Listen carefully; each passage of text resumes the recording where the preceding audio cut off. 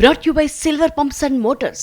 Top quality और consistent performance के लिए सिर्फ सिल्वर पंप्स नाम याद रखना. మయన్మార్ థాయిలాండ్ లో సంభవించిన భూకంపం తాలూకా దృశ్యాలు ప్రస్తుతం మీరు స్క్రీన్ పై చూస్తున్నారు. బహుళ అంతస్తుల భవనాలు పేక మేడల్లా కూలిపోయాయి. ఇక బిల్డింగ్ల పైనున్న స్విమ్మింగ్ పూల్ లోంచి ఆ వాటర్ ఎలా కిందకి పడుతుందో మనం చూడొచ్చు. ఇక మరోవైపు ప్రజలంతా కూడా తాముంటున్న ఇళ్లల్లోంచి, ఆఫీసుల్లోంచి, అలాగే షాపింగ్ మాల్స్ లోంచి అందరూ కూడా రోడ్లపైకి పరుగులు తీశారు. ఆ భారీ ఎత్తున బిల్డింగ్స్ కూలిపోతుంటే అందరూ ఒక్కసారిగా హడలిపోయారు. కాళ్ల కింద భూమి కంపిస్తోంది. కళ్ళ ఎదుటే ఉన్న బిల్డింగ్లన్నీ కుప్ప కూలిపోతున్నాయి. ఎటు వెళ్లాలో అర్థం కాక ప్రజలంతా తీవ్ర ఆందోళనలో ఉన్నారు. మయన్మార్లో, థాయిలాండ్లో ఎక్కడ చూసినా కూడా ఇలాంటి భయానక భీతావహ దృశ్యాలు కనిపిస్తున్నాయి. ప్రజలంతా కూడా అయోమయంతో ఎటు వెళ్లాలో పాలుపోక రోడ్లపై ఇలా తామున్న ప్రదేశాల నుంచి బయటకు పరుగులు తీస్తున్న దృశ్యాలు మనం చూడొచ్చు.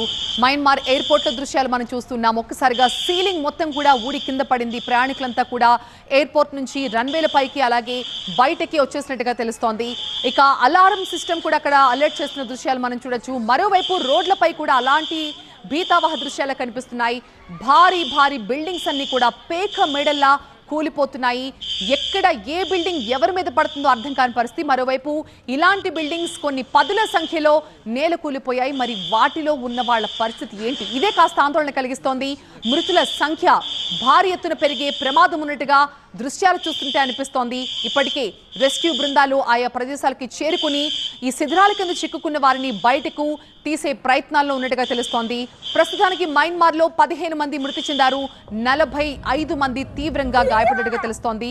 రైట్, డెత్ టోల్ ఇంకా పెరిగినట్టుగా తెలుస్తోంది. ఇప్పటి వరకు 25 మృతదేహాల్ని వెలికి తీశారు. 45 మంది తీవ్రంగా గాయపడ్డారు. సహాయక చర్యలైతే కొనసాగుతున్నాయి. అనేక పురాతన కట్టడాలన్నీ కూడా కూలిపోయాయి. అనేక బౌద్ధారామాలు మయన్మార్లో కావచ్చు, థాయిలాండ్లో కావచ్చు, అనేక బౌద్ధారామాలు మనకి బుద్ధుడి ఆలయాలు ఎక్కువ కనిపిస్తూ ఉంటాయి. ఇవన్నీ చాలా వరకు కూలిపోయినట్టుగా తెలుస్తోంది.